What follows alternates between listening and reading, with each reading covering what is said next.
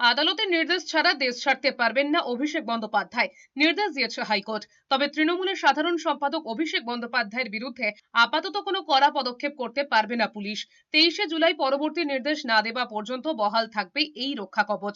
তবে পুলিশ ডাকলে হাজিরা দিতে হবে অভিষেক বন্দ্যোপাধ্যায়কে, কোনো ভার্চুয়াল হাজিরা চলবে না বলে স্পষ্ট করেছেন বিচারপতি। বিধাননগর সাইবার ক্রাইম থানায় দায়ের হওয়া একটি এফআইআর এর পরিপ্রেক্ষিতে হাইকোর্টে মামলায় বিধানসভা নির্বাচনের প্রচারে অভিষেক বন্দ্যোপাধ্যায়ের করা মন্তব্য নিয়ে নিন্দা করেছে আদালত।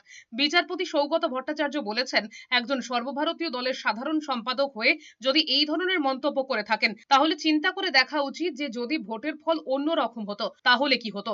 যে রাজ্যে ভোট পরবর্তী হিংসার মতো কালো ইতিহাস রয়েছে। এতে তৃণমূল সাংসদের আইনজীবী কল্যাণ বন্দ্যোপাধ্যায় বলেছেন, হয়তো সম্পূর্ণ শান্তি থাকতো। তখন পাল্টা বিচারপতি ভট্টাচার্য বলেছেন, রাজনৈতিক ইতিহাস খুব ভালো কথা বলছে না, মানুষ ভালোর কথা ভেবেই 2011-য় পরিবর্তন এনেছিল। তখন কল্যাণ বন্দ্যোপাধ্যায় পাল্টা বলেছেন, 2026-এ মানুষ ভালোর কথাই ভেবেছে। বিচারপতি ভট্টাচার্য সঙ্গে সঙ্গে জবাব দিয়ে বলেছেন, সেটা সময়ই বলবে।